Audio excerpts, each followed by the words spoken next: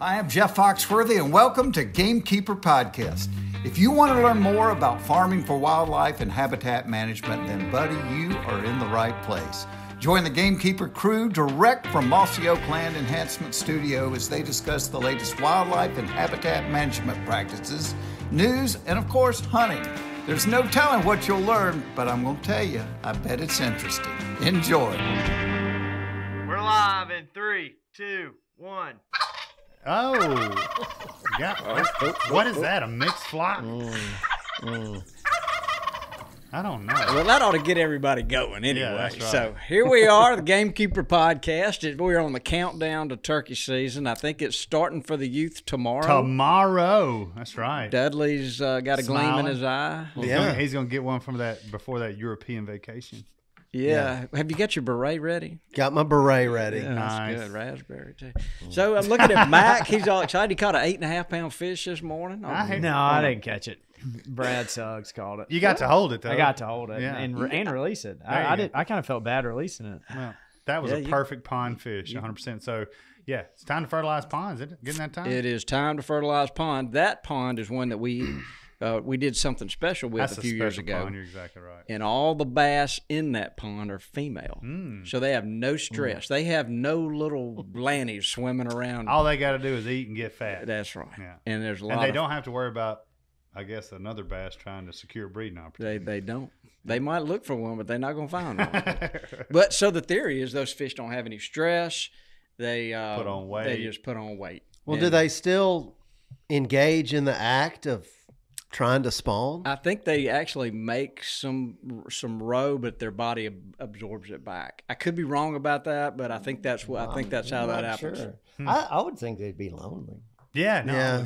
Yeah. Companionship's rough. So that voice that everybody hears, we've got one of our favorite guests of all time, No doubt. and Mr. George Mayfield. The one and only. Yeah, and I tell you, he's a great guy to talk turkeys to. I'm not so sure he's a great guy to have as a next door neighbor. He's Landon. deadly. I mean, he's deadly, you know. And that's why we joined forces. That's right. So I have laid in the weeds listening to him over there calling, or at least I thought it was him calling. He might have him. Well, that shot was a dead giveaway, wasn't it? Yeah. No pun intended. And then next to him, he's got Blake Dial, who's from Livingston. Last time I ran into Blake, We're We're going to go ahead and bring this up right off of the go Here there we was go. a turkey goblin, Lanny. Imagine that. And both of y'all were there. And guess who was there first? You. And I know. Bobby was there. He I loves didn't know to he get was up- there, loves but to he get was up there. early. I'm sitting there, and I start hearing somebody coming through the woods. I'm like, "What in the world?" And I'm kind of on the property line, but I'm on my side. Kind of. This That's is the debate. Y'all were close. We were close, but we encountered, but we didn't. I fought off the urge to, bow up and do something. Crazy. You're bad to bow up. Yeah, everybody knows how bad you are to bow up. But we didn't. we didn't end up killing that turkey. That was a big disappointment. It was, but we ended up kind of talking and sat there and had a great conversation. I think we hunted 2 or 3 times after that, and Nice. well, here we are now. So Yeah, that's Nice true. morning. And really, that's the way Bobby and I met. I mean, we had seen each other before, but it was our conversations after the hunt on the hood of the truck. Yeah, that's right. Is how we got to know each other. Yeah, that's And right. that's the right way to do it. That's right. What's the phrase? Instant old friends? That's right. yeah, Well, Big I mean, thing. not all the people you run into on the property line are going to be your friends. That's right. That's right. But in this case, and how many years did we hunt as neighbors? It's been a long Long time. time. I was down there 20-something years, Yeah, it's a long time. and that's a long time. And I actually hunted that place before the people that have it now had it, when it was all in natural timber. And so this is back in the 70s. I was hunting out there. Oh wow. We were chatting about it earlier, but what is it about property lines that seems to Well, Hey, he made I a mean, great why- observation. the question is, like, why are they always over there? Right. I mean, it's not right. No matter where you go. it doesn't matter. It doesn't. You're Wisconsin. he's been up in New York. I have too. All up in the. There's the property lines are a lot closer up in places like that as a rule. Just not to get off the subject, but I hunted Connecticut once, and to legally hunt Connecticut, you have to have paperwork on each place that you go. And so the guy that was taking us out that morning, it was like he needed a secretary to hand me all the papers. And this was for about like a 200-acre tract. But the land had been so subdivided that you needed about 6 or 7 different sheets of paper to be able to hunt that one little wooded area there. Mac, would you fact check him on that? I'm telling you, I don't know what it is now. It's probably that. I mean, I know they had turkeys back then. This was in the, I want to say 90s, late 90s. So you had to have written permission only. Well, you had to have paperwork saying that you had signed by the landowner, and he had done all this legwork.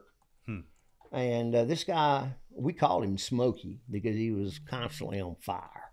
I mean, he was like, chain smoker. And I forget how I really ran into this guy. It was through somebody else, but he was trying to kill a turkey in every state. And so we let him come down here and kill some Alabama, Mississippi turkeys. And he took us on a trip up in Connecticut. And all I remember about that was the paperwork and the fact that those turkeys love to get up on those little rock walls and gobble. No, I bet they do. I mean, they do. You get up to a turkey and he's over the rock wall. That's a property line. And there's no paint. They don't do all that. And there's no signs or where we hunted anyway. But they'll hop up on that wall. Humpty Dumpty. Well, speaking of property lines, we also have Neil Hayes on here. Neil has never met a property line he didn't like. Well, he owns most of them. So, Neil, how are you doing?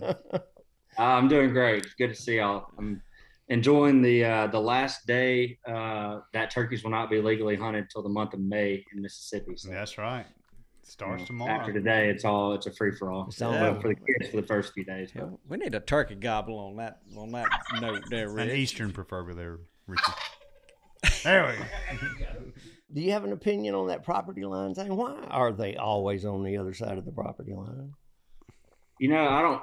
There's probably everybody's got an opinion on that. I usually just think that turkeys somehow have this sixth sense of knowing where it is. I know that's not the case, but that's what I'd like to believe, that turkeys are smart enough to know where the property lines are. And I would like to think that turkeys are smart enough to know that the people that hunt more are, they try to distance themselves on the other property. Well, I'll agree with you on that.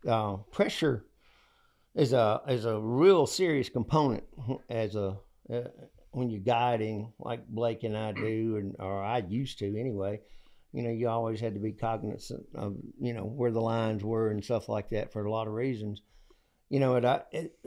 My experience has shown me that they leave areas of pressure, and they know real quick when you're serious and when you're not. And there's another factor that I noticed out in Greene County when it first crossed my mind, but there's such a diversity in these properties these days.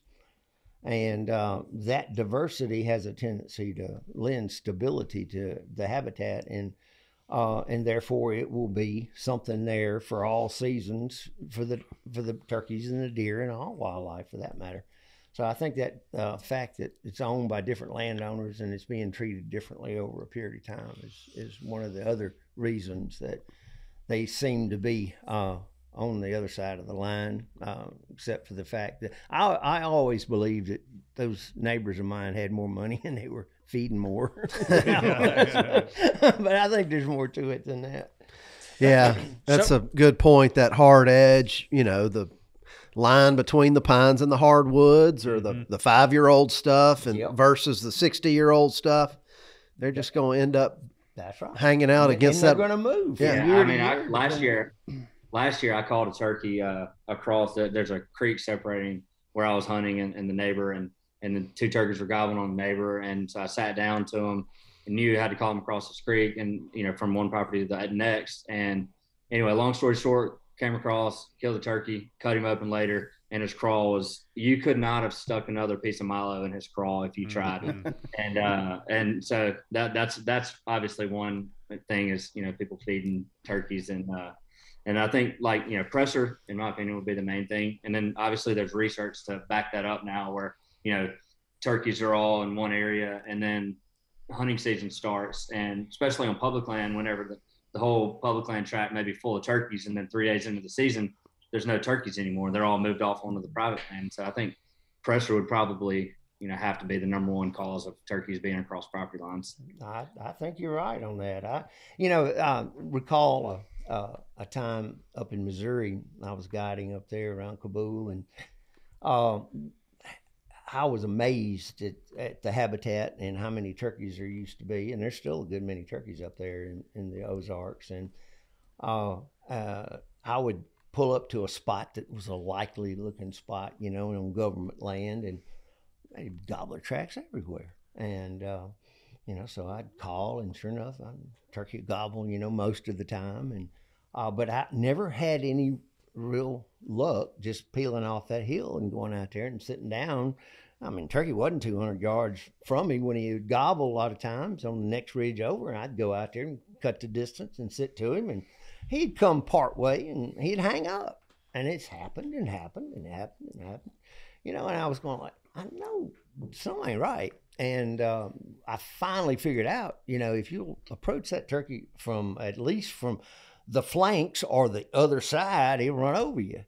And I think that is another example of pressure where, those birds have been most likely yelped to a lot and maybe even yelped up toward the highway or the road and bumped or obviously not killed. And they learn from that, and they respond, but they won't come. I think that's the second free tip we've already gotten. Yeah, already. So before, so let's kind of hold right here. We got a couple things we got to do, a little housekeeping, and Lanny's, you're looking at me like, hey, who is sponsoring today's episode? And I always want to know who's sponsoring today's episode. Mac, who are we getting? What do we got, Mac? What LS lucky person? Tractor. LS Tractors.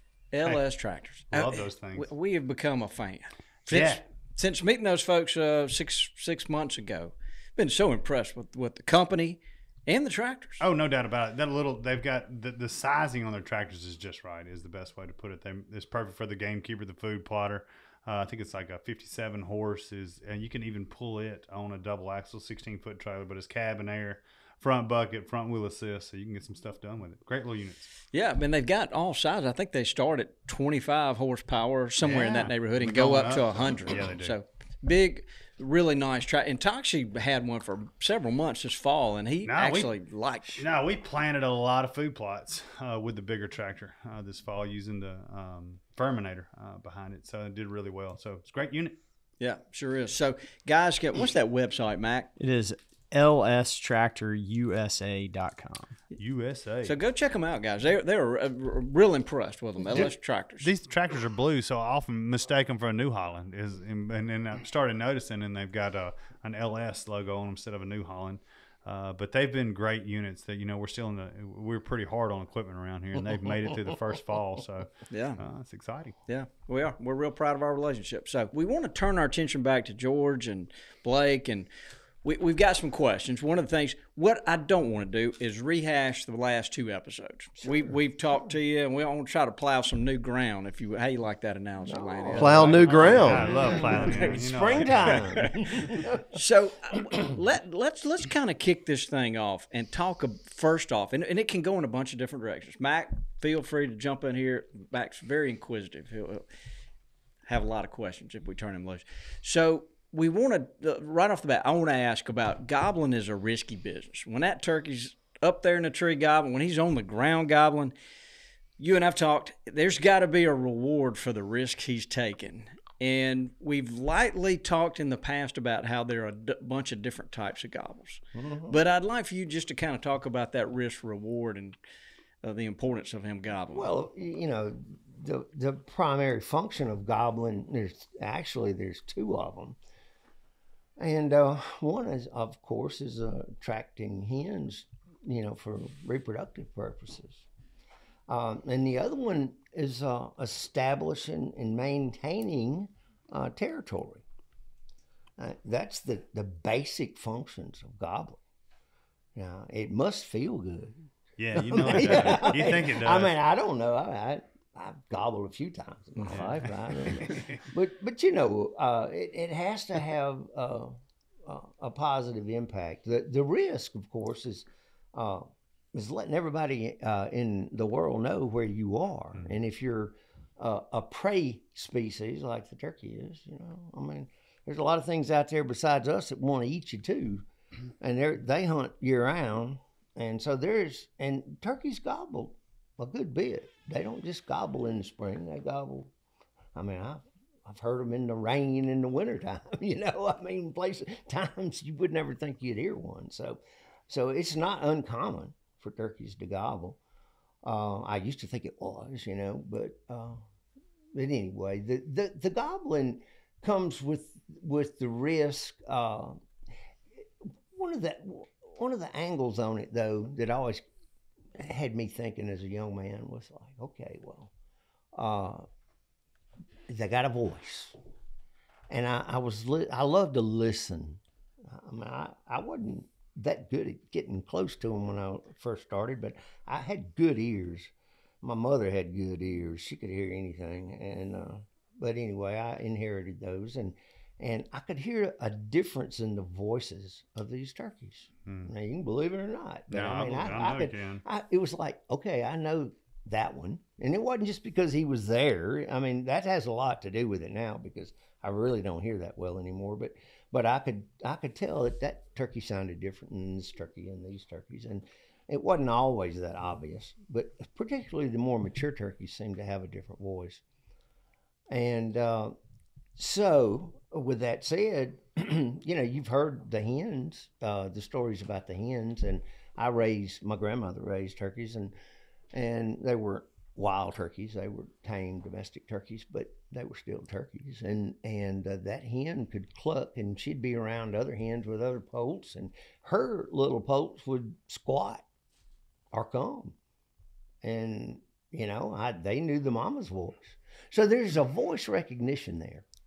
And I think that was one of the discoveries that I made early on. Okay, well, if these gobblers, they can establish and maintain territory with their voice, that means they don't have to get together and fight all the time, although they do. You know, they flock up in the wintertime, and they're grouped up. There's a gobblers group right now. Mm-hmm. But it depends on how far along in the reproductive progression they are, but they're going to eventually split up. Some will become subordinates, and they will just, as that testosterone in these individuals rises toward the peak of breeding and peak of reproduction, the conflict will increase. But there is a disadvantage in the amount of conflict. They can hurt each other. They're wasting energy, basically, is what they're doing. It's more important. I don't think they kill each other that often. I've never seen it, but I've heard that it's happened before. But they're spending that valuable energy that they spent all winter collecting in fat stores. I remember we were at camp once, and this guy shot this turkey, and somebody else had guided him too, and he was cleaning his first turkey, and he threw him in the trash can, and I was like, big old 55-gallon drum. You know, he threw the whole turkey in the trash can. Whoa, now what's the problem here? And he saw the breast sponge. He thought it was cancer. I said, give me that turkey, man. Come on. That's right. Yeah. But it's a gelatinous, pretty nasty looking material. It is. But that's what he spent all winter, you know, storing up the fat stores, you know, to complete the reproductive progression without having to spend a lot of time feeding. Well, they don't need to spend a lot of time feeding, nor do they need to spend a lot of time fighting. Okay? It's just that simple. So these voices are important from a turkey hunting standpoint because in the king, and I might have mentioned the king before, he was the king to me. He was my mentor. And being Ezel from Aliceville, Alabama, and he's a magician. I mean, he could kill a turkey when there wasn't any turkeys. It's the damnedest thing I've ever seen or been around. But he knew turkeys better than anybody I've ever known in my life. And but he told me he said, that old turkey knows who his ladies are, and he recognizes their voices. And they used to run these lead frame calls, and he could manipulate that lead frame around. I don't know. It might be why he's not with us anymore. But, But anyway, he could change the sound of his calls by. Was he trying to sound like another hen that he could hear? So. Exactly. And I know I'm getting way off subject here, but no, we were up in South Dakota, one of the first times I ever went, and he had lined all this up, and he called me Opie. That was my nickname. Ope, go get a beer. Hold the light, Ope. And but anyway, we were up there, and we were gonna get to hunt.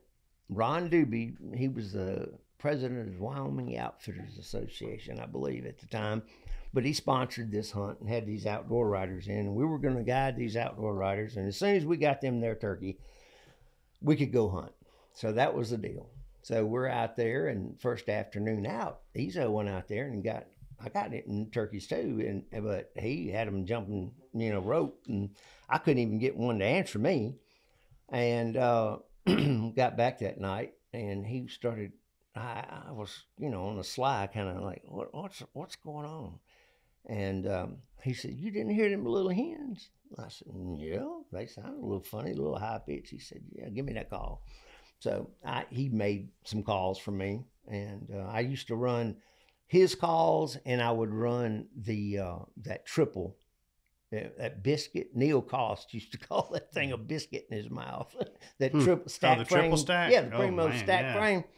Well, anyway, he said, "Look, try to sound like that little hen," and I did, and it worked. So back to the voices. That's why those vests kind of come in handy for some people, You got different calls, and they sound different, and you run them different. And turkeys, sometimes they respond to those voices, and sometimes they don't. Sometimes it doesn't. A squeaky door hinge will work, if you catch them right. But sometimes they won't. And so that in itself, right there, is something that I've learned to be very cautious of. And what I try not to ever let a turkey that I know, not just a turkey, but a turkey I know, hear me until I'm wanting to hear me. Mm-hmm. You understand? I do. It's very important. You don't throw everything in the kitchen sink at him right off the get-go and think, that's going to work. It's just, don't do that. Yeah. Or he's going to know more about you than you're going to know about him. Well, you've said many times when we were leaning across the hood of the truck, once you call, it's kind of, I hate that. I hate to have to do that. One of the first things he ever taught me, just growing up with him, one of the first things that he made me understand was he would tell me, he said, if I have to call in the first place, I've already failed because I'm not sitting where the turkey wanted to be in the beginning. So then you have to use that call, but you're not only risking that turkey knowing your call, but other turkeys that are there as well, they'll hear it. And then especially if you go in there and kill the other turkey, well, they'll know. They'll associate that sound. Yeah, exactly. 100%. They really do. Not all of them do. A lot of them are in the cabinet, hanging up on the wall somewhere. They don't all learn. Yeah. A lot of them don't learn. But if you like me, I like to call at them. So that's kind of my listen, part of my joy. I'm not saying that at all, but I totally get that. And there's no doubt that I've spent my life calling the turkeys. I don't want anybody to think that sit right to them every single time. Yeah, That's no, impossible. But there is so much to that. If you sit right, if you're halfway right, and then you call, it's a slam dunk.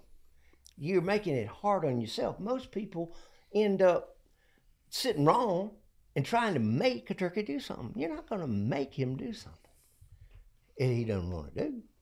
You see? So if you have an understanding, particularly a history, there's such an advantage in the history. The sitting right is positioning yourself, and it's really basic. If you're hell bent on killing that turkey, you have to call, and from a place that I always try to put something between me and the turkey. I don't ever want to go eye to eye, open air with the turkey.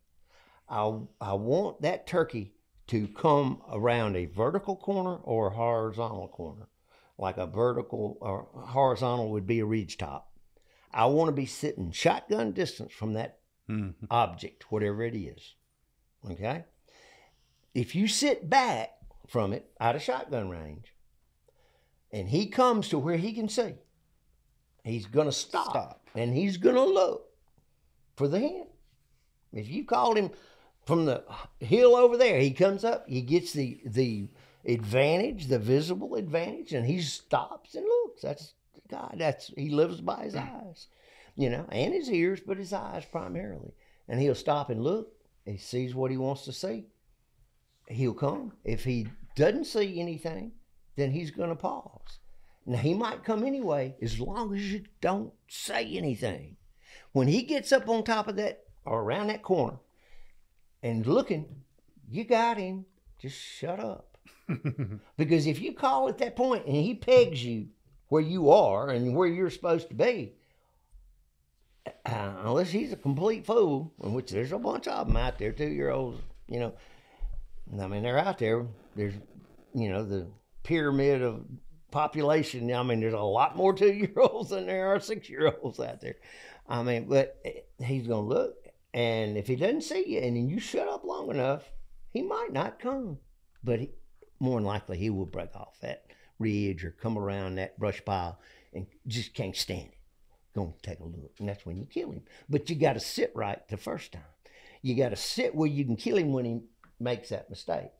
I think last year we were talking about this, about this article. I brought an article, and this guy called at this turkey. He's looking down this little alley, and he locked him up. Everybody's worried about turkeys hanging up on me. Well, it's timing. It's when you call, and it's when to shut up, more importantly. So, is that... Boy, I hang a lot of them up, Lanny. I don't know. I'm like world class at hanging them up.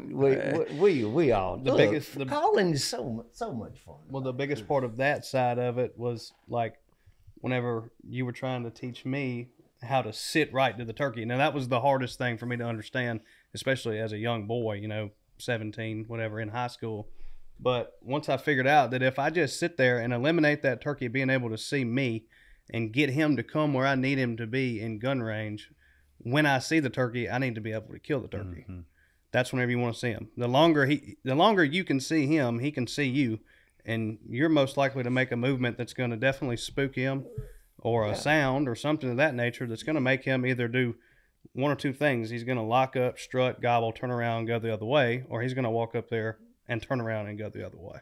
In my opinion, like the most fun turkey hunt you can have, and for me, or the most pleasurable experience is sitting down where you can't see past gun range, because I'm sure, like all of you, the most fun hunt is hunting a turkey, using your ears and enjoying the entire hunt all the way up to the shot, hearing the turkey and hearing all the things that happen, as opposed to, that's why I don't, it doesn't really appeal to me hunting in Nebraska and Kansas as much as it does here, because everything you do is out in the open and you can see the turkey from 500 yards away.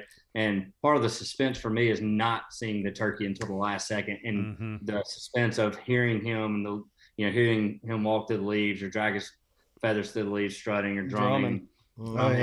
All of that is and the intensity that builds up, and then all of a sudden the second he pops up and he's 30 yards away, and you got to make a real quick move, whatever it may be. But he's trying to find you and you're trying to find him, and it's that game you're playing. And for me, the most intense and most enjoyable hunts are always the ones that end like that, where you're in some type of a thick wooded area where you just can't see past 40 yards. Amen. And they will get in those thick places, won't they?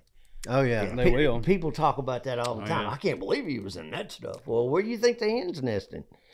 Yeah. I mean, they follow those hens off when hens get scarce. And Neil, you're exactly right. closeness. Measure the intensity when that bird gets close. It just swells up in you. I mean, it's just like I'm about to bust, and I know he's right there, and I'm excited, and my temperature's rising, and I might even shake a little bit every now and then. And that's what yelping up one is all about. It's about that closeness. It's like Mr. Rogers said, it's a good feeling. Oh yeah. Yeah. But Dudley, you got a question? No, I was just saying, like, I'm flipping through social media, people posting videos and stuff of turkeys gobbling. I get more fired up where you just see bits and pieces of the turkey through a treetop than the videos of just one out in the way. It is cool getting to see the, like the smoke coming out of their mouth and all that, but I like the suspense of it just being right around the corner and gobbling. Oh, I agree 100%. Well, nothing like having your gun barrel pointed one way and you think he's going to be right there, and then he gobbles behind. Oh, yeah. You. That is intense. Yeah. And I can't course drumming. I don't know about y'all, but it's hard. Yeah. It's very hard. And the older you get, the harder it is. I totally agree with that. Low frequency sound it's meant to be that way, though. That's another, what Neil's saying about the audio. How would it be? And my mentor, the King, bless his heart, in his last few years that he hunted, he couldn't hear. And I told a story about him and I and dealing with that. And you just have to read it one day if I ever get that book done. But turkey hunting for me has always been about the audio. Now, if you hunt down south, just like what Neil was saying, if you hunt down south, you it's all about the briars and the rattlesnakes, Mm-hmm. And you learn that turkeys used to be in the fields. Do y'all see turkeys in the fields like you used to? Well, I'm talking about the driving down the highway kind big of stuff. Big you don't pastures. see them any. Used to. I, honest to goodness, wrecked a Ford F-250 four-wheel drive, brand new, 1979. I got a picture of it, upside down in a ditch. Flipped it, looking at turkeys in a cow pasture. Now I cut swear the whole that's the top truth. off of it. What I did, it didn't. Lord. Take care. God has been good to me. Yes, sir. And I'm telling you, that's the truth. Big, long, sloping curve out of Aliceville going to Carrollton. And there was what's in pine trees now used to be in a cow pasture. And I saw those gobblers, and they were way across that field. There I just kept looking, and all of a sudden, that curve, I was on the wrong side of it. Crap up on you. And you know what? When I jerked it back up, they had those old mud grips. Cues. Big Buckshot. Buckshots. Co-ops. Yeah, you know when you get worried? You don't get worried when they squalling. When they ain't making no When noise. they go, that's when you get worried, because, buddy, you're airborne. Yeah. And I took that sucker upside down in the ditch and over turkeys. It was probably justified back then. Did you spook the turkeys? I don't know. I wonder if they... I wouldn't go near those turkeys. But now you just don't see them anymore in these fields. Now, of course, we got turkeys in our fields. We got cameras out, and there's turkeys there. But used to, you could drive along and you'd see turkeys everywhere. You On don't see it. display. Yeah. Yes. Right. Well, those areas that I grew up in, full of cow pasture, y'all all know how it is down through there, but there used to be turkeys in those fields all the time. Yeah. And nowadays you go in there and those turkeys very rarely ever enter those fields. They'll be around, Right. but very seldom do I see them come out in these big pastures. We always thought it was because of you, Blake. No, it wasn't because of me. I killed a few of the turkeys. I'm not saying that may not have an effect on it as well, the pressure side of things, but I think it does. I think there are definitely other factors that are in play right now that are keeping those turkeys out of those open areas and getting into thicker cover. I don't know. Yeah, I don't know how that makes any sense. I think Avian they've adapted. predation, What you you're know? saying, they've adapted to spend more time in thicker cover. There's no doubt about it. And there was also, what we were talking about this types of gobbles, if I remember correctly. Yeah, exactly. Okay, and I thought of a point when Bobby was talking there, that something that stands out in my mind, and it also ties in with what Neil was saying. There is what I call a demand gobble, and it's a specific gobble. It sounds a specific way, and I've heard it many times, and you all probably have too, but maybe not called it that. But it's the gobble that you hear sometimes when a gobbler will leave the limb, and a lot of times the hens will fly down first, then the gobbler fly down either away from them. A lot of times he flies away from them, makes the hens come over to him. But there's no guarantee what's going to happen. But the demand gobble that's most obvious to me, the one that I'm referring to, occurs on up in the morning, about anywhere from 8 to 10 o'clock in the morning. And it's usually about halfway through the laying cycle. And it's when the hens have segregated. They're in their areas where they nest. They're not grouped up anymore. And the gobblers, if there's a couple, 3 gobblers left together, then one's obviously the dominant strutter and all that kind of stuff. But this gobbler will follow the hen that he's with that morning. She's trying to lose him, and he will follow her off wherever she goes toward the nest. And they're trying to lose this Volkswagen, hollering and drumming and trying to get rid of this idiot, and go lay. And they will invariably end up in a thick place. And I'm talking about like what Neil, you can't see, 20 yards max.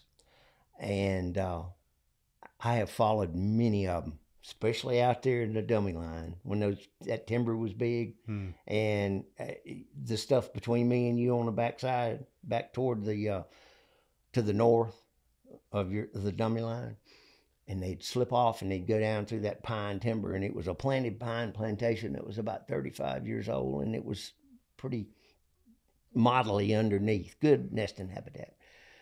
And I'd follow him on the drumming. Just stay with it, crawling, hoping I wasn't going to run into the little, no shoulder buddies and stuff like that. And I really never thought about that too much until I did, but and that hen would be successful in getting rid of him. And I'd be close, but I wouldn't know it. And all of a sudden, he'll gobble like 3 or 4 times, just like, he's mad. Demand, short burst gobbling.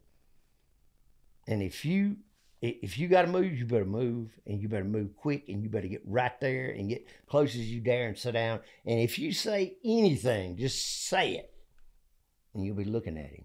Yeah. That is a demand gobble. Have you ever heard that? It is strong. He might not do it 3 times, but I've heard a bunch of them do it 3 times. I think I have. On up in the morning and it's been quiet and it's been quiet and it's been quiet, and all of a sudden just one steps bam. Up. Yeah, and then right, silence. He's not gobbling at any particular thing. He's like, I lost her. At a distance, it just sounds like a pow. Yeah. Pow. And you can't even hardly course it. It's like thrown down in the ground. He's not gobbling out. He's gobbling down. It's just like, like pounding his fist. That is a gobble that I promise you, if you hear that and you're close enough to get there quick, just get over there and just chirp just a little bit. You don't need to do a putt, fly down, QQ run, cackle. I promise you. Scratching the leaves. Yeah, that's what I've heard. But scratching the that leaves is a kind of gobble that I know is there, and they use it You know, all this talk about gobbling, though, it's so interesting because a lot of it depends on how far you are from the bird, how it sounds, to which direction he's gobbling, if he's gobbling away from you, and because we've all been in the one, humidity. been I mean, on everything depends. Yeah. in a tree, you know, and all of a sudden you can tell he's facing you. So there's a lot of nuance to understanding what's going on. Remember what I was saying a while ago? What I love to do? Listen, there's no substitute for that. It's not all about the gun. It's about the knowledge of the bird, and you're not going to get it anywhere else, and it's not going to sound the same. And you can't record it and bring it back in and make it sound the same. That experience that comes from not wanting to kill one, because if that's all you want to do, I mean, that's all you get. Yeah, you got to get past that. You know, I mean, and we all started at the same place now. Mm-hmm. Okay. Well, I wanted to kill one. I didn't want to be friends. I didn't want to get to know him. I wanted to kill him. You know, I wanted to possess him. You know, I wanted to have and hold him. That's right. And that's us. That's what hunters are.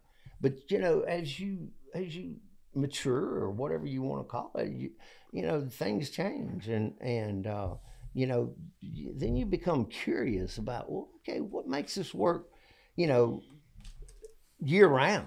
I mean, that's the essence of wildlife management is having an understanding of the bird, you know, in a year round capacity. You know, I used to give a bunch of dove hunts. You know, I mean, that's one of the ways I made a living. You know, I'd have these big corporate hunts and have 100 and something people opening day, and you know, and I was amazed at how many people that really loved to do that and shared it with their families, and it was a great, you know, kind of a tradition of beginning of the fall hunting season, and it was just a way of life down south. You know, is that, you know, turkeys do great on their own. They don't need us. They do a hell of a lot better without us, honestly. But they need habitat.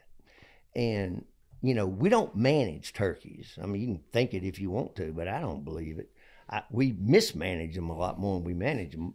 But we can, if we're going to try to make it better for them, we can manage their habitat that makes it conducive for them to be there successfully year round. It looks like more people are burning right now than Alabama, South Alabama's on fire. That was the worst thing, in my limited opinion, okay? When they quit burning, yeah, that was a problem. Yeah. Not just for turkeys, but for everything. A lot of things. Oh, yeah. But that was a problem. And that has to do with the lawyers and, you know, we all understand that. But liability, yeah. But I'm going to tell you something. When they used to let those, you know, tree farm, everything's, you know, one of my pet peeves, the old turkey's named Wild Turkey, thank God. But he's the last thing we got that's wild. We don't have any quail anymore. You go to, a guy was telling me about, I met a lawyer the other day. My mom was needing some work done and went into a young man and obviously made a little money, and he's hunting and he's not from around here and he's going quail hunting.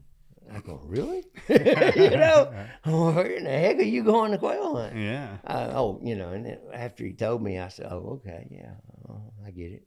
I ain't got no wild birds anymore around here you can hunt. Hell, it's like seeing an elk. If you got a covey in your yard. I'd shoot somebody for you if they hurt them birds, you know. I mean, but, you know, but the turkey is pretty much hanging in there, and he's the only thing we got left wild.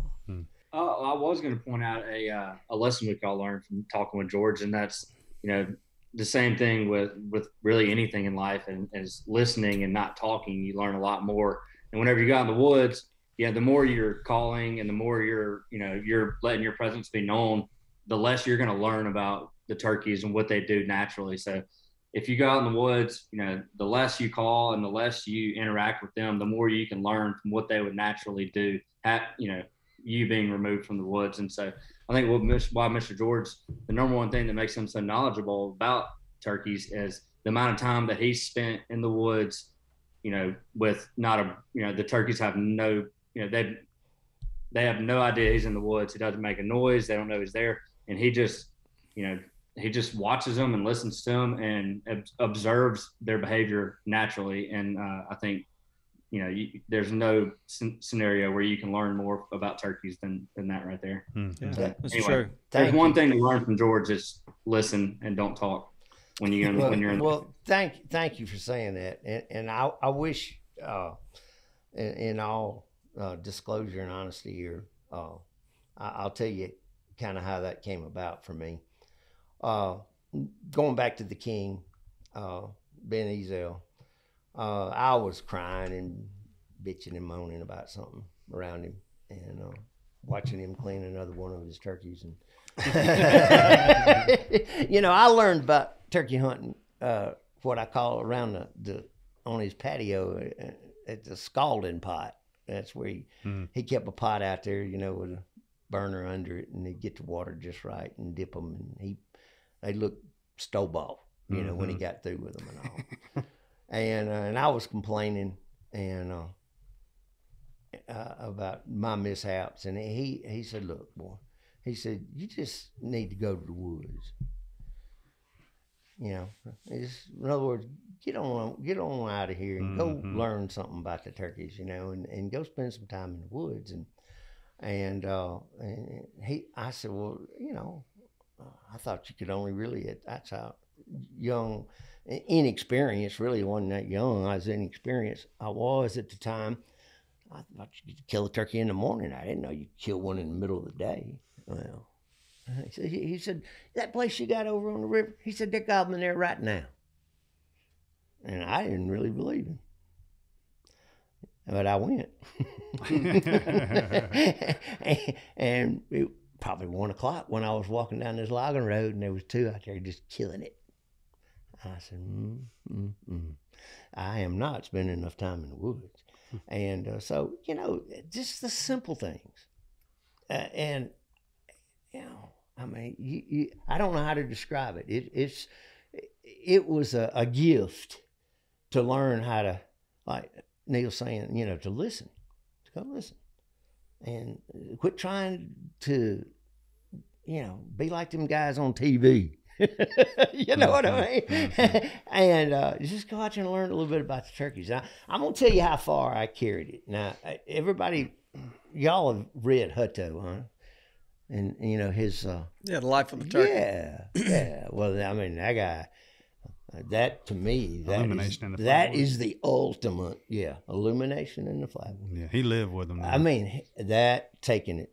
Yeah, a heck of a lot further than my wife. I don't know about you guys, but I did. Now I tell you what I did.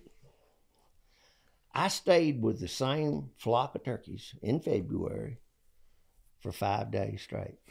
Now I went home and went to sleep like you're supposed to. You know what I mean? But I roosted them, and I was there before daylight, and I watched them fly down. And I stayed with those birds all day, week. Never done that since. And but I really didn't think about it that much at the time. It was just that's what I did every day anyway. I was out there doing something, but I stayed with them, and I lost them a couple of times, but I found them again. And I not that I know they ever knew I was there. And honestly, that's kind of one of my most proud moments.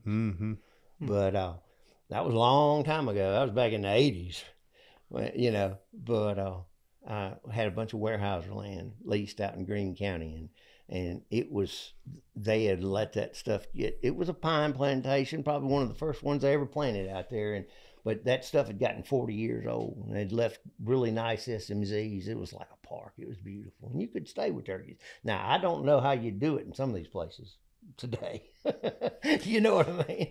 I don't know how you could do it, but I did it then. Lanny, you got something you want to ask? Well, when he was talking about Hutto and illumination in the flatwoods, but the conversation earlier was about turkeys not being in the open areas, and one of the specific things I remember in that book was him talking about the poults being able to look up at the sky and tell whether the bird was a threat or not. Yeah. And I just bringing that back up, over my lifetime, I've seen a lot more, apex birds of prey as predators now. I see more eagles than I've ever seen. Yeah, so that could be 5 years. Yeah, that could be a part That's a of good point. Yeah. That is a very good point. avian predation. I know we think about that with ducks all the time because you got to have some cover for them to get on. But and just seeing some things, out in the field before, like I'm looking at turkeys and they're looking up in the sky and I'm like, what the hell are they doing? And then I look up and I'm like, oh, there's an eagle. And then I look down and they're off. They go straight to the woods and they excitedly get to the cover and then they slow down when they get in there. So. Excellent point. I think that's a very good point. I hadn't thought of that. I was talking with someone the other day, and they made that point. And their main reason for not seeing turkeys in fields anymore, they said, the resurgence of the population of eagles was the main thing that in their opinion, why turkeys in fields anymore. And then there's also like in South Alabama, if you're anywhere around the Alabama River, that the bull gnats are going to be just absolute maul whatever comes out. Any openings whatsoever. We were just talking about that. This spring is going to be tough in Alabama. Yeah, it's going to be rough. Because, it's spring now.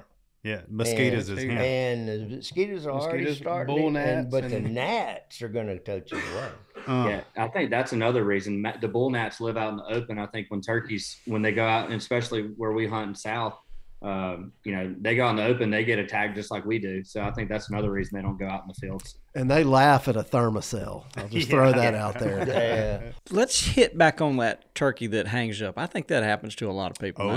Not just me. But what are some of the scenarios that make a turkey hang up that you cause, not physical? That you cause? Yeah, I'm not talking about a fence or a creek. That don't hang up a turkey. Hell, if a ditch or a fence hung up a turkey, then they would never get anywhere. Well, now I have seen them get to some water. But I'm going to tell you something. I think that has as much to do with territory as anything. I think they're more reluctant. I think turkeys use those kind of man-made structures or natural structures as limitations of their territory.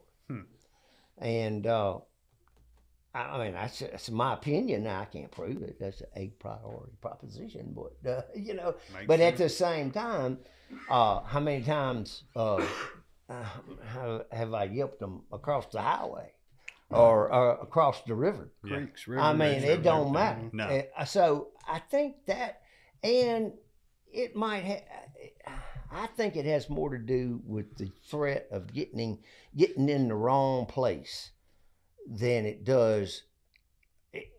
Probably a combination of things. Probably a visual issue where he gets where he can see or should be able to see or wants to see. I'm not going to come any further. And the threat of him poaching a little bit. He doesn't have the rock rule down right. Yeah. And I think that's what will hang up a turkey quicker. So is that maybe getting off his stage? He's thinking. Well, turkeys have more than one stage, and we've talked about this before, and it all varies. It's so easy to get yourself caught up into a line of thought where this is the way it is, and don't ever think that way about a turkey, because they're just as flexible as we are in every way, and they utilize their habitat to the best ability, and so anything goes to a point. But the stages are obvious, and they are consistent as long as the habitat is not manipulated, in a negative way, and it becomes too thick. The stage is a prominence, just like a stage is. It's a stage. It's an opportunity for him to see from, and that enhances his survivability. And it's a place for him to see and be seen, because they haven't evolved all this beauty and all this glory in the way they look not to be seen. So it works both ways. So it might not be any more than a little glade on the side of a hill in a thicket, or it might be a big hardwood bench on New York mountain somewhere, with cathedral rocks on either end. But it's places. Stages are identified by their use. The turkeys go there to do their thing, to call hens, and that's how I know this is the spot. It's not because now sometimes I have to qualify everything I say, but sometimes like Blake and I, we love to hunt places we've never been before. Yeah. It's like every step's a discovery. That's right. Yeah. You know what I mean? And that's how exciting is that. So and he doesn't use maps or his phone or any of that. I mean, he's not. He leaves the phone in the truck. You know, that's a distraction. Well, it's a matter of principle. You know, if I want to be better at something, I don't just say I'm good enough. And I don't try to get better at it. I say, okay, I got to practice. We practice and we get better. And to reading the lay of the land and being able to see, that's what's so important about February, because that's when everything you can see. That's when you can see your neighbors and you don't want to see them. You know, and you live in town and bushes aren't thick anymore. You know, well, you can see the naked lady and how the slope run and how the ditches are, and and that's how you learn and you understand, and February allows me to go places I don't go otherwise. You know how habitual we are in how we hunt. We go here, go there, go. Why? Because we've had success doing that. So we do that, but it doesn't allow for a lot of invention, but a new place does. It's wide open everywhere you go. So, you know, the opportunity for discovery and these new places for me is probably the best part of it. But we were talking about the stage now. The stage for the turkey, he will tell you where it is. It might change from season to season. It might change from turkey to turkey. But most of the time, they're fairly dependable. And they will have multiple stages. But you know where you're going to be opening day. And you're going to be there because you've always heard turkeys gobble in there. And you're going to be there, and you're going to have a pretty good idea which way they usually go. And, I mean, they might not go that way because, you know, even out there at the dummy line, that timber's getting bigger, and they're starting to... Things are changing now, and they're using places they hadn't used in a long time. Now, it's evidenced by the tracks, and that's something else we need to talk about, spoor. But the turkeys will tell you about these stages, and that is where you need to go when our season opens this year in Alabama. There's going to be a bunch of crying suckers out there, boy. They're going to be, oh man, the neighbor done killed all my turkeys. They're all dead. They're not going to be gobbling like they're gobbling now. Right. It's going to get pretty quiet. There's going to be that 2-week period. Everybody's going to be crying. And they're going to think somebody killed them all or whatever they done. Yeah, we'll blame Blake. Yeah, Blake got him again. Well, Blake didn't have that place rented last year. Yeah, but you know, so if you don't have that, that's the trick for when I was first starting to guide. It's like, how do you get through this period? I'm doing pretty good that first 2 weeks, but now I can't hear one. Well, you don't need to hear a turkey. He ain't gone anywhere. He's gonna be right where he always is. And when they're breeding, when they're most actively breeding is when they're the quietest, the least gobbling. And they're going to position themselves in a place where they have just like you, they have had success gobbling hens to them. Okay, hang on. Let's say that one more time. When you're not hearing a lot of gobbling, at peak breeding, you have the least amount of gobbling. Why do you need to gobble? Whenever you got all of them there, you got what you want. So people don't need to be scared. It goes back to that point you made earlier. There's a cost. I hate to compare deer hunting to turkey hunting. Don't. You know, it's just like in the lockdown phase with deer. You know, that's when they're all breeding. They're not. Why would you need to move around? And the more sounds that they're making, they're just attracting predators. That's right. So, right. And they're usually in open areas doing their breeding. They may be in open areas in the woods, but they're generally not in those thick areas doing the breeding. The thick areas where they nest. They'll stray away from those areas. They'll do their thing and break apart. Yep. So I had never thought about some mornings with Lanny when we go and we don't hear one gobbling. We're just like, let's get back and go get something to eat. Yeah, we're going to the M&M, get some eggs. We're not thinking that, boy, they are really. That's what's going on. That's when they're out there in the middle of those pines. Gobbling activity, it's, you know, you can hear any dang thing, and they've written everything. So, I mean, there's a lot of smoke and mirrors out there. But yeah, there's two peaks of gobbling traditionally. They gobble when the hens aren't accepting them, and they gobble more. And what you hear has everything to do with the age class distribution of your gobblers. If you've got a lot of 2-year-olds out there, you're gonna hear a lot more gobbling per bird. You know, you're gonna hear. I mean, if you've got a lot of 2-3-year-olds, you're gonna hear a lot more gobbling. But if you're top heavy, and you're have more plus 3-year-olds, and you've had a couple of bad hatches, you're not gonna hear much gobbling at all, because those guys aren't running their mouth. They don't learn better, and so you're just not gonna hear it. And that's when everybody goes crying the blues, you know, and turkeys are gone forever and never gonna come back, you know, and. I mean, I get it. I've had those moments. I've had places that did dry up on me. I mean, because of habitat destruction and combination of things. So I know it can happen. I'm trying to remember the last one I missed. My memory's terrible. Don't, Landy. I can feel you looking at me. It's been a few years. I don't remember exactly. Well, if you had never missed any, you know the old saying, huh? You ain't never shot at many. No, and yeah, I mean that's. I'll never forget the first one I missed, because I was probably maybe 12 years old, and we were down at Portland Landing, and everybody's in camp, and I was the little, you know what, kid running around bragging about how I'd never missed a turkey, and this was like the first time I'd really gone around bragging about this.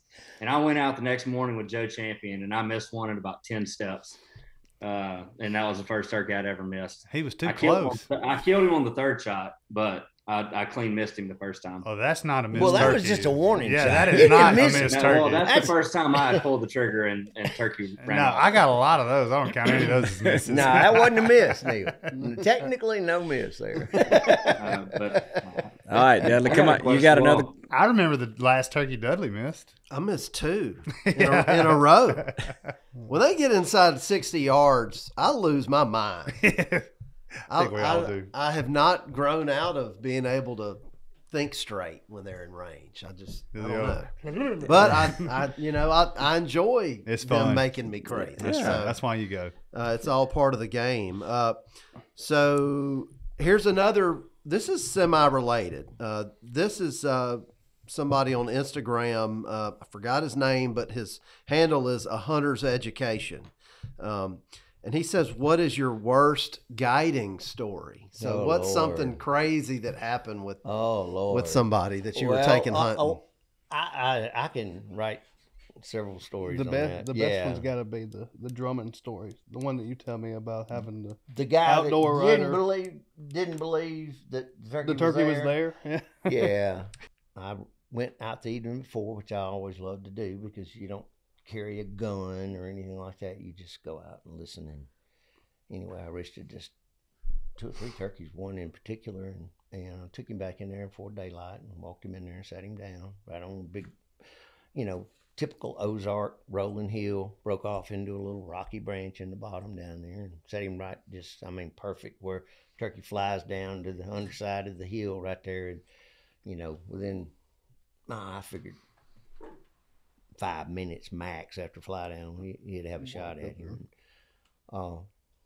Turkey flew down, got under the hill, and I could hear him walking in the leaves. And he didn't gobble. And I figured I could tell even before this wasn't no 2-year-old.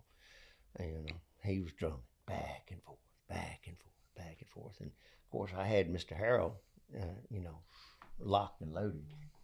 Gun was up on his knee. I mean, he was down on the gun. He kept raising his head. And I said, get out, get out. I mean, head was going to pop up. And the hill turned out to be a little steeper than what I thought it was from the evening before. I didn't go up in there and look at it after he flew up. But anyway, turkey stayed down there 10, 15 minutes. back and forth, and he couldn't hear him.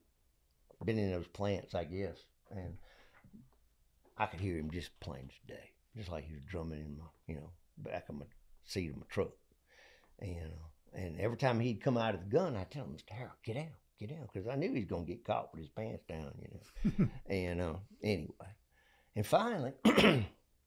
And Turkey, I'd shut up on Turkey. I scratched in the leaves a little bit, and I scared to call to him because I could tell he wasn't no dummy.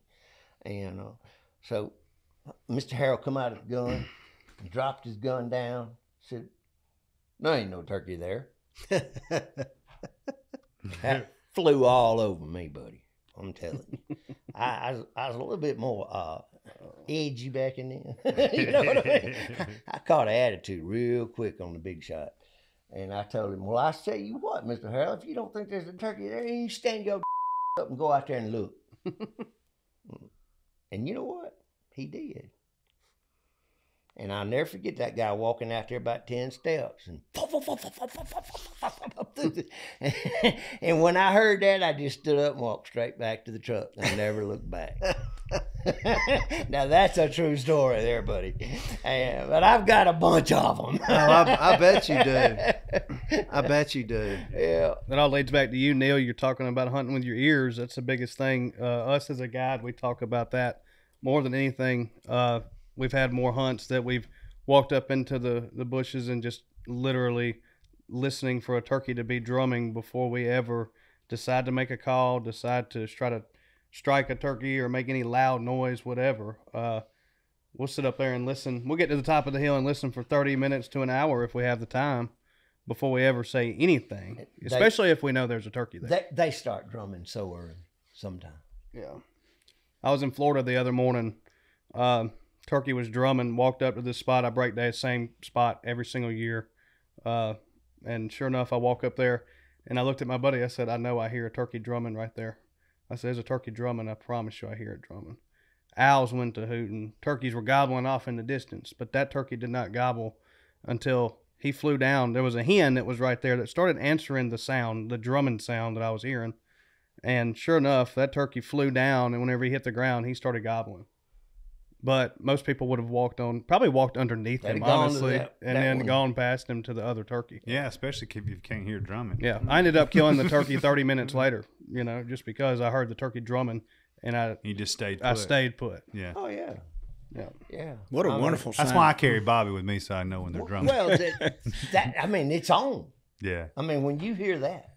But on the same token, after you have an experience like that, it sounds like I hear drumming everywhere after that. Yeah, he's in here. It'll definitely cause you to be a lot more cautious with your steps, I guess. It's a good thing. Though you may be wasting time listening to whatever it could be, it's probably better to be cautious, because I promise if you walk up there and you're like, no, it's not a turkey, and then you walk into them, you're really going to just hate yourself. Oh, now that's like, that's a terrible feeling. That's defeat. Let's do this. Dudley, start getting your rapid fires ready. And while he's doing that, why don't you talk just really briefly? I don't want to. You look like you're really enjoying mentoring Blake. Could you kind of speak to that a little bit? Well, what we were saying earlier about mentorship, I wasn't looking for no trouble. When I met Blake, I was just doing a favor for Diamond Jim. Kid wants to go turkey hunting and got his own turkey. That's a plus, Yeah. And but Blake, he paid me back in kind 1,000,000 times over. Respectful. Yes, sir. No, sir. Mm-hmm. And he really wanted to learn. He was eager to learn. My dad did not turkey hunt, by the way, so that's my first generation father of turkey hunting, I would say. So I didn't have that. We deer hunted a lot together, but he's a logger. He didn't have time to turkey hunt. Right. But we had plenty of turkeys. He was like, I was bothering him to the point where finally he just told me, he was in the shower one night, and I told him, I was like, man, we got to go down there. They got 5 gobbling turkeys in this one flock. And he said, call Mr. George. I can't remember who Mr. George is, and he said, the man that you talked to about the deer down there in the bean field at the bar, Diamond Jim's. And I was like, okay. So I got in the yellow pages and flipped back. I got his phone number and Yellow called pages. him. Called him that night, and that next morning at 5 o'clock, I walk out on the porch, and there he was, and here he is now. Yeah, he said you had 5 down there. It was. We went down there. And I walked him to the tree that I was hearing the turkeys from, and I said, we need to be right here. And we sat down, and then the owl hooted. All of them started gobbling, and he just looked at me. He said, "You were right." Count. and that happened, and that was just the neatest hunt, though. It made into a 2-day hunt. We literally followed these turkeys around all day, and it was a huge flock of them. I don't remember how many turkeys it was.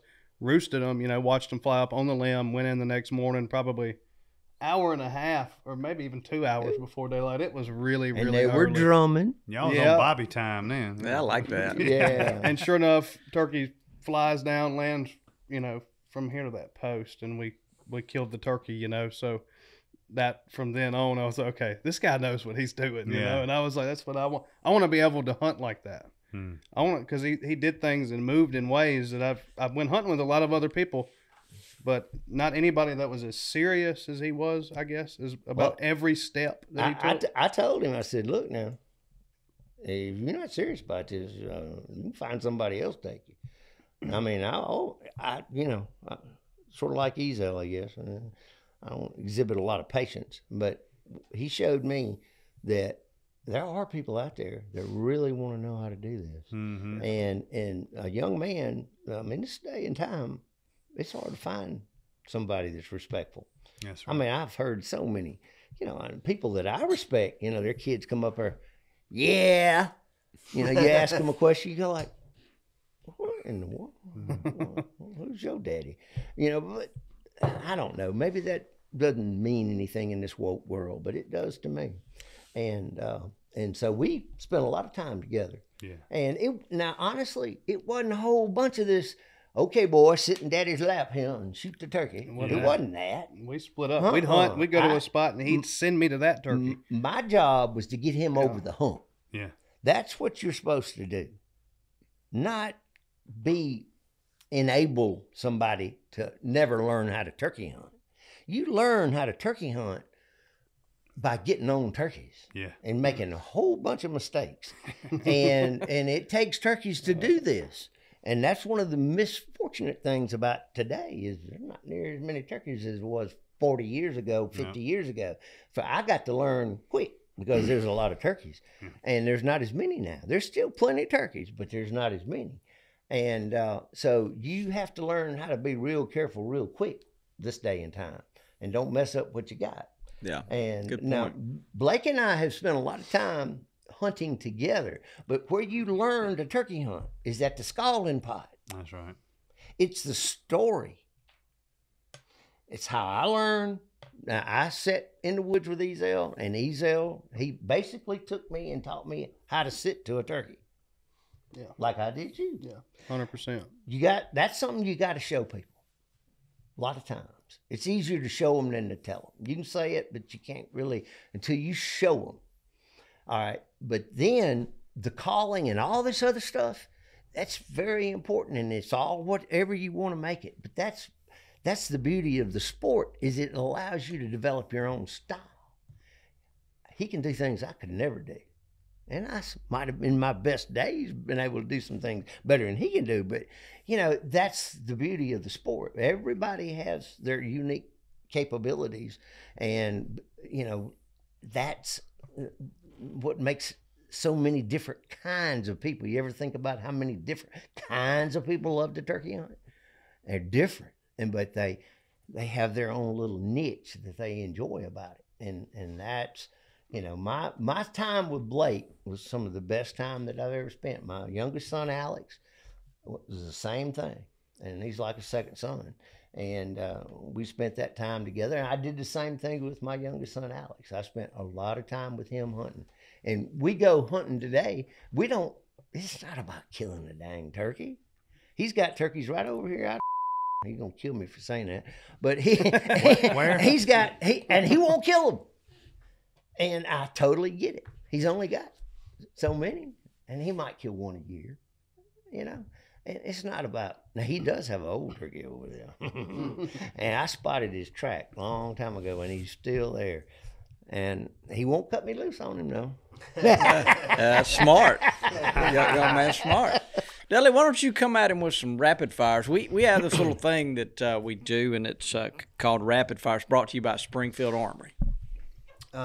So I don't know if you're familiar with this, but I'm going to ask you a set of questions. And I want a quick answer.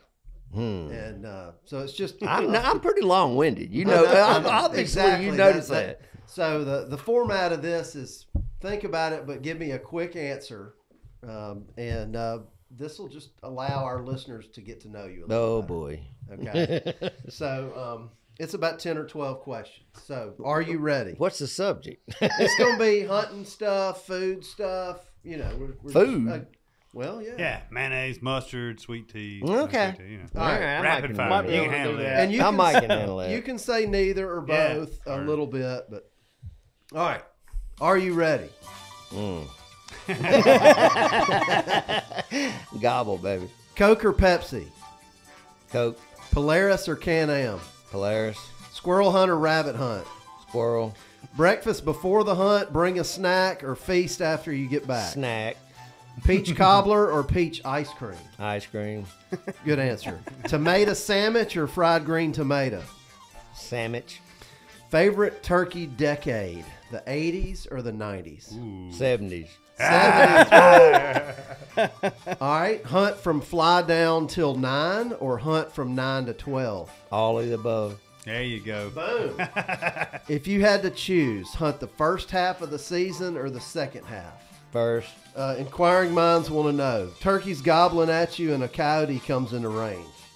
Do you shoot him or do you run him off? I've done both. All right.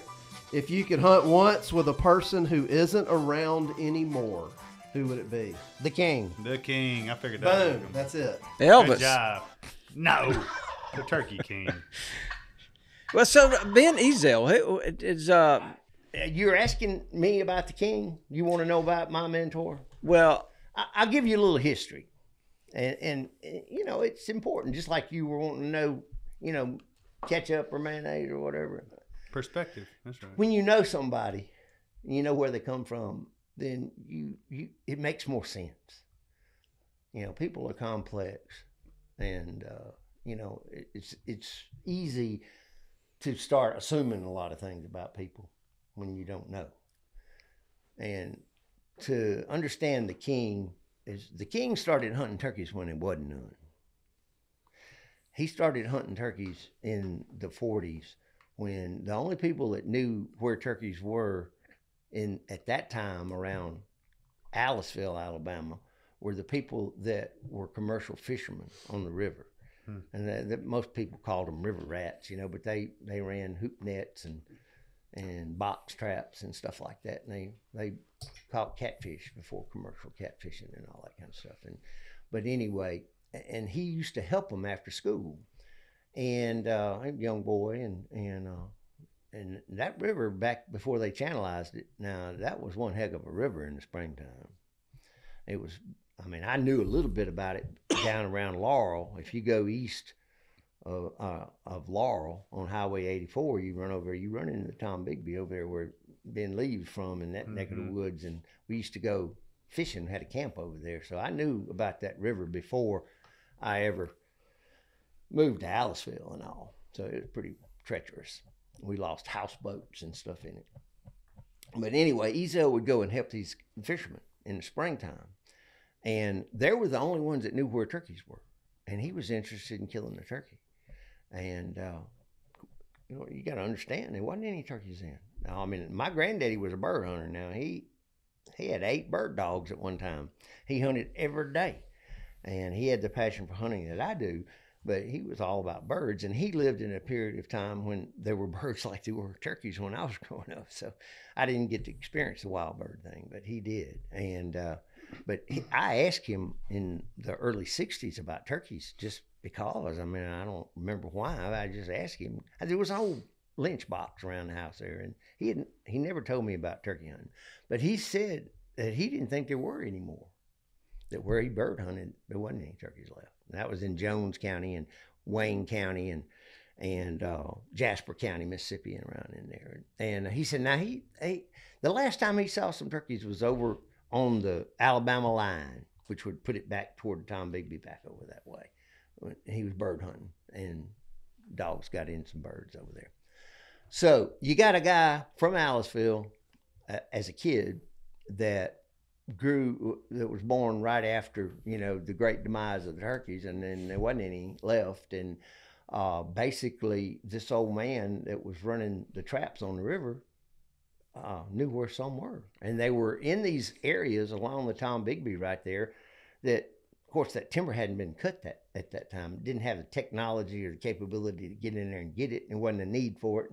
And that river was very pristine. And in the spring, you couldn't get there. It was dangerous, bad dangerous. They didn't have big, Boston whalers and stuff like that, and had these old wooden boats they made and that kind of stuff. So that's how Ezel learned how to turkey hunt, from this old river rat named Holly. And he took him down to Peachtree and he killed his first turkey. But he told me, and never let me forget, about the times when if you would go and you would hunt all season long and you wouldn't hear but maybe one or two. And if you saw a track or you saw a feather, you hit it, you stomped it out, and you didn't tell anybody. So he was of that mentality. He was still kind of like that in the 70s. He was tight-lipped, but he was hell on turkeys. And he hooked up with a guy you might have heard before. His name Ben Rogers Lee. And they gave some of the first turkey calling seminars ever at Westervelt Lodge. And Ben Lee could do the talking, and Ezel could do the killing. And Lee was a good killer too. Now he could break a neck, but Ezel was a little short Frenchman. He could slide through a briar thicket, never hang up. I'd be like a bear back there trying to keep up with him, And but anyway, he was the one that got me over the hump, just like Mr. Holly got him over the hump. And he told of times when most people that were talking about killing turkeys, when they killed turkeys back in those days, they were mostly on deer drives, and they drive the swamp, and they would flush some turkeys and they'd shoot them. I don't know whether it was legal or not back then, but they'd shoot them. That's when turkeys were killed. But very few people, if anybody, hunted turkeys like we hunt turkeys today, and that was what he did. And he was doing it long before anybody was doing it. And he had access. He was friends with everybody. He was an industrial electrician and a plumber and all that kind of thing. He knew everybody, and people didn't care back then. Yeah, go hunt. There ain't none out there anyway. Go kill them all, Yeah. But he would, and he did. And I met him through his son, Little Ben Ezel. Little Ben guided for me at the Roost when I first started the Roost in Carpenter's Lodge. When I renovated Carpenter's Lodge, that was the first commercial operation I ever ran. And I, because of Little Ben, he's younger than I was, but we got to be real good friends. And of course, his daddy had taught him a lot about turkey hunting. But it was the king that our relationship. I don't know. It was just I was Opie. Yeah. He nicknamed me Opie, and I'd do anything for him. And he started taking me all over the country. He took me to New York. He took me all over. And him and Lee were tight. And we went down there and hunted around Coffeyville, and they'd come up here. And I don't know if you know who remember Earl Groves? He was the first secretary of NWTF. He hunted with us up in New York, Belfast. John Warner with Gulf State Paper. That was the clique, the Westervelt connection and all that. And that's how I got to know Ben Ezel. And if you'll look, and I don't know how to do it as well as this younger generation, but there's articles written about Ben Ezel in Sports Afield and Field and Stream. Grits Gresham, wow. I think, wrote an article about coming to Westervelt and Ezel guiding him and stuff like that. So Ben Ezel was a professional guide long before And he's the one that got me involved in the calling contests. And I mean, we went around and he was asked to judge a bunch of them, and that's how I got to be asked to judge. You know, so I mean, he was my gatekeeper there. Yeah, got you over the hump. In it. Got you over the hump, yeah. One last, I got one quick hit question for George. Would you rather kill a turkey in pines or hardwoods? Hardwood. There you go. We had that conversation on the way over here too. There's something mystic about that sound, the gobble in the hardwood bottom. You know, Blake and I were talking on the way over here about all the places that we get to go and how wonderful it is. And you know, you go to Montana and you kill a turkey up there and it's so beautiful and the experience is so unique, and you kind of leave there wishing you could stay forever. You know, and you travel around this country, and it is a beautiful country, and every place you go to, just like Blake just got back from Florida, and that place makes you want to stay. But if you're from here, and if you were raised in these hardwood bottoms around here, and you hear that turkey gobble in the spring, I mean, that's home. Oh, I totally get that and agree with agree. you. Yeah. Well, guys, it's been fun. We enjoy it. We have brought you, so there's each one of you get one of those long beard lights. Each one you get a Stanley thermos. And then, Mr. George, I've got for you from everybody down here at the Mole Hole, Gamekeepers and whatnot. We've got, Mossy Oak has got this new line that's been re-released called Companions. Ooh. And I've got you a companion shirt in your size. I think you're going to love this. Thank you. You can take that home with you, and it'll be your favorite shirt. Well, I have that strap you gave me last year, and it's in a prominent place in my display room, and I appreciate it, and I just appreciate you guys. I mean, y'all are doing a lot for wildlife and the people that love them, and we appreciate having you. Well, that means a lot to us, and so right back at you. But look, Neil, thank you for being here. I know this thing has run a little long, but it's been some good stuff, good conversation, and we appreciate you guys coming. And so I think with that said, why don't you say goodbye, Dudley? Goodbye, Dudley. Get us out of here, Mac. Thanks for tuning in to this week's episode of the Gamekeeper podcast, and be sure to tune in again. Subscribe to Gamekeeper Farming for Wildlife magazine, and don't miss the Mossy Oak Properties Fistful of Dirt podcast with my good buddy, Ronnie Cuz Strickland.